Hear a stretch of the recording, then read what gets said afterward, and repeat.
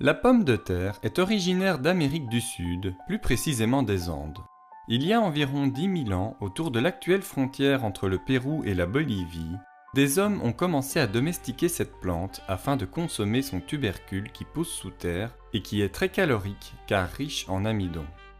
Sa culture se propage progressivement dans toutes les Andes et déjà elle est préparée de différentes manières, que ce soit cuite au four, mijotée ou en purée. Par ailleurs, les Andins découvrent qu'en congelant les pommes de terre plusieurs nuits d'affilée, puis en les compressant pour en extraire l'eau, et enfin en les faisant sécher au soleil, il est possible de les conserver plusieurs années et ainsi de lutter contre les famines lors des mauvaises récoltes. Au XVIe siècle, les conquistadors espagnols s'imposent dans la région et découvrent la pomme de terre qui est appelée papa en quechua. Plus tard, le nom évoluera en espagnol pour devenir patata, probablement à cause d'une confusion avec la patate douce qui est cultivée par les Taínos dans les Caraïbes et qui est appelée batata, ou alors pour éviter de froisser le pape qui est appelé papa en espagnol. Quoi qu'il en soit, la plante est importée et cultivée dans les îles Canaries, d'où elle est propagée dans l'Empire espagnol. Mais dans un premier temps, la population européenne se méfie de cette nouvelle plante qui ressemble à la morelle noire toxique. La pomme de terre sert alors surtout à nourrir les animaux, les affamés et les malades, notamment dans les hôpitaux de Séville.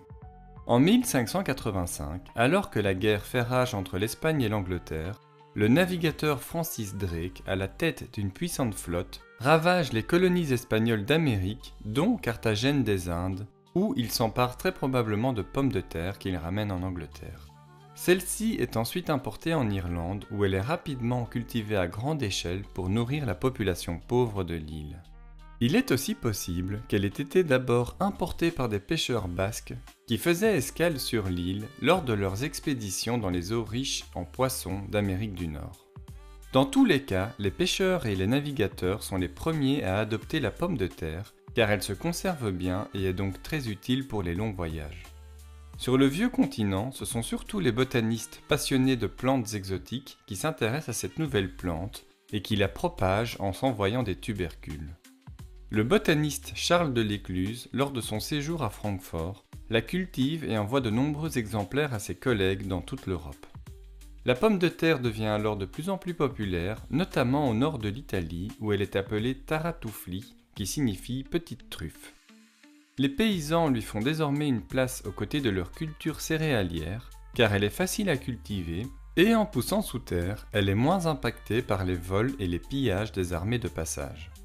Autre avantage important, la pomme de terre peut être consommée directement et sans transformation, contrairement au blé qu'il faut d'abord moudre au moulin pour ensuite pouvoir faire du pain. De son côté, le Portugal commence à la cultiver dans ses colonies en Inde, et on importe même jusqu'à Macao, où elle est probablement introduite en Chine. Bien qu'il soit aussi possible qu'elle ait été importée au nord via la route de la soie. Dans tous les cas, la pomme de terre est rapidement adoptée, et sa culture se propage dans tout l'empire Qing, alors que la population croît rapidement. En Europe, le roi de Prusse Frédéric II, qui sera surnommé le roi de la pomme de terre, entame de grands travaux pour développer l'agriculture sur ces terres, afin de combattre les famines. Il est l'un des tout premiers chefs d'État à encourager plus particulièrement la culture de la pomme de terre. Selon la légende, il aurait demandé à des gardiens armés de protéger un champ de pommes de terre en journée, uniquement pour attirer l'attention des paysans sur cette plante. La nuit, il aurait volontairement laissé son champ libre, afin que la population lui vole des tubercules et commence à les cultiver chez eux. Au même moment, la guerre de 7 ans déchire l'Europe. Le Français Antoine Parmentier est fait prisonnier par les Prussiens et est nourri presque exclusivement de pommes de terre.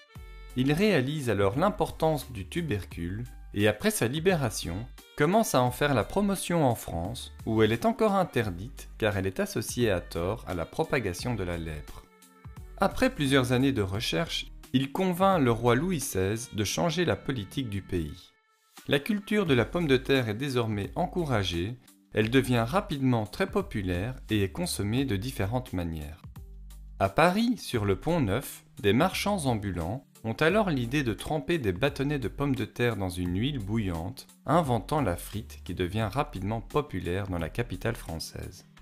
Mais cette invention est également revendiquée en Belgique, à Namur, où, selon les récits, lors d'un hiver glacial qui eut lieu un siècle plus tôt, le fleuve étant gelé, les pêcheurs auraient remplacé les poissons frits qu'ils avaient l'habitude de manger par des morceaux de pommes de terre frites. Quoi qu'il en soit, la frite deviendra plus tard un plat national belge. La pomme de terre, grâce à son bas coût de production, son riche apport nutritionnel et sa bonne conservation, devient un élément de base en Europe et joue même un rôle important dans la révolution industrielle en devenant le principal aliment des ouvriers. La production explose dans tout le continent, jusque dans les terres reculées de Russie, où le pouvoir tente d'imposer sa culture, mais fait face à une importante résistance des paysans. Dans les années 1840, le mildiou, une maladie qui s'attaque aux pommes de terre, se propage dans le nord de l'Europe et ravage les cultures.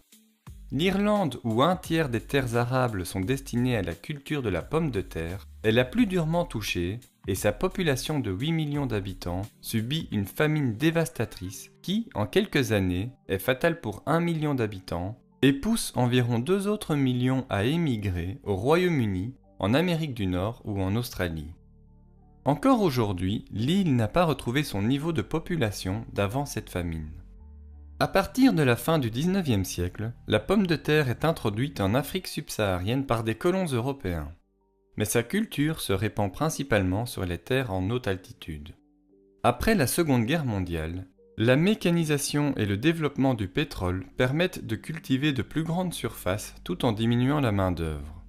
La production de pommes de terre explose alors dans le monde entier et en 1993, la Chine devient le plus grand pays producteur au monde.